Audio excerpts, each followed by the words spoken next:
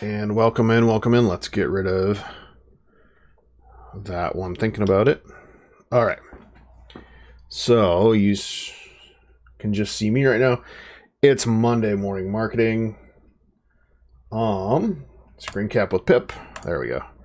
So I came across this LinkedIn article, and I'm gonna have everything linked in the description as well. So if you want to sit and look at things, you can kind of go down, look at what was mentioned in here, and I've got links. So everything across the top is linked out down below. And you have Gary Vaynerchuk, who is the CEO of VaynerMedia. You can see his whole thing here. He's on LinkedIn. And there's kind of a thing that I saw on Facebook today. But first I'm going to go through this dog face 208 thing. He was the guy with the ocean spray riding a skateboard on TikTok, and you go through it, and it's, if you have the whole idea of, if you're craving ocean spray right now, there's this big thing, and they talk about the marketing of it, and it creates a really interesting concept, I think, because you have a company that saw an opportunity to work with someone that was just doing something for fun. I'm sure that this gentleman didn't have, the thought of, hey, I'm going to sit and try and make this big marketing thing. It looks like this. I don't want to play it because he's got copyrighted music in there. But you sit and you go through now, I'm sure everyone knows exactly who it is.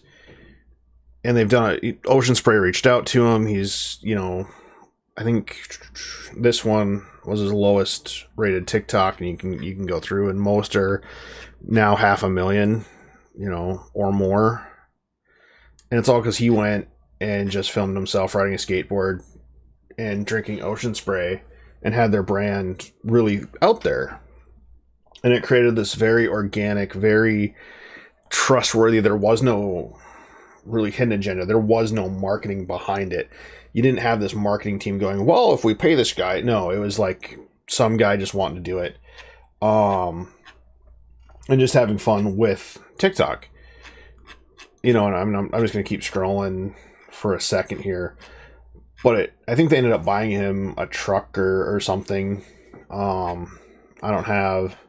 Yeah, here's some of his lower rated ones from TikTok, and I'm not seeing that first one that really went viral. But so for me, marketing is more about getting eyes on a product, getting eyes on a brand, and making people aware. And social media has been the driving force, I'd say, for the last probably 10 years that you'll see it.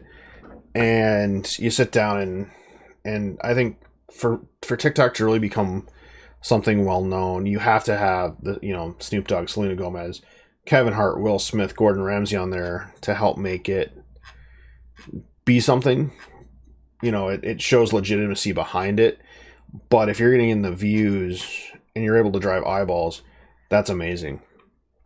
And I think Ocean Spray really handled this well. I think that they went in, they saw an opportunity that they were getting. Oh, it's a cute puppy. They were getting this marketing that they couldn't buy. They couldn't go out and say, hey, we want to buy this ad space, in getting millions and millions of views and getting it talked on, on television and all this other stuff. It's not going to happen. So, but on the same platform, you now deal with stuff like this. This actually showed up. And you have Sherwin Williams firing a Ohio college student because they were making TikTok videos of them mixing paint. And it's all because someone complained. I think it says it, after a customer complained about one of his videos. Now, should the person working be making TikTok videos? Probably not. But I think that Sherwin Williams really completely messed this up. They could have easily, said sorry, disciplined him, and this staff member or former staff member now in other ways. Um, and you can sit and read this thing. It's all going to be posted below. But instead of sitting doing that, you could have easily had it where, hey, don't do that again. We wish that you wouldn't do that. But if you want to do this, just ask the customer if it's okay. And as long as you're not showing a customer's face or any, details that might indicate who they are, what it was. If it's just you mixing paint and there's nothing, no identifying marks, I don't know why they would have a problem with it.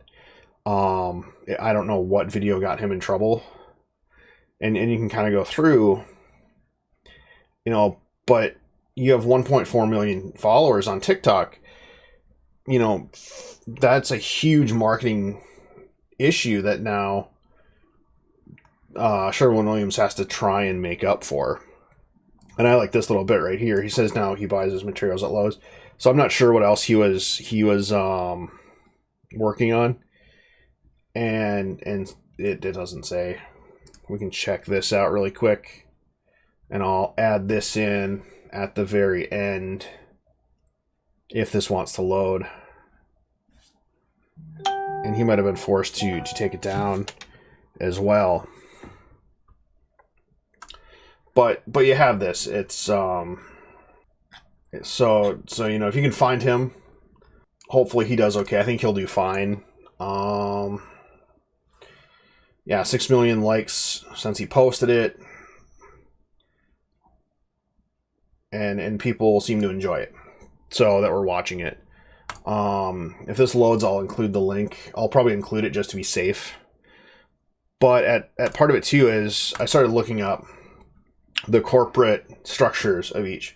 So Ocean Spray is a cooperative, which means an agricultural cooperative. Basically, it's a bunch of growers, and this is linked below. And where was the definition? Cooperative business owned by the farmers who undertake the transformation, the packaging, the distribution, and the marketing of farm products. And I think this makes a huge thing where it's the business owned by farmers for the agricultural thing, for the cooperative. Now, what that means is, they're undertaking all this, and if they're able to get this, for relatively inexpensive, and you're getting in front of millions of people every week, and that's just from one person's TikTok or other social media, and now they're getting on television. You really can't buy that kind of marketing. I think it's called goodwill marketing, if I remember right.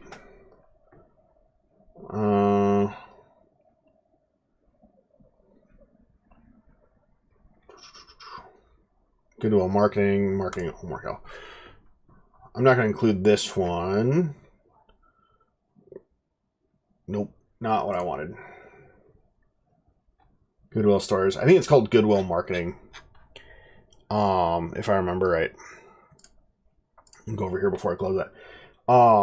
And so I think that if you sit down and you look at the companies that are doing that, it's cheaper for them to sit and be like, hey, you did something good for us. We really like it. No, I wouldn't go out of my way and try and work with any of these companies in the US or any of the others on this brand or this Wikipedia, just because I feel it'd be very risky.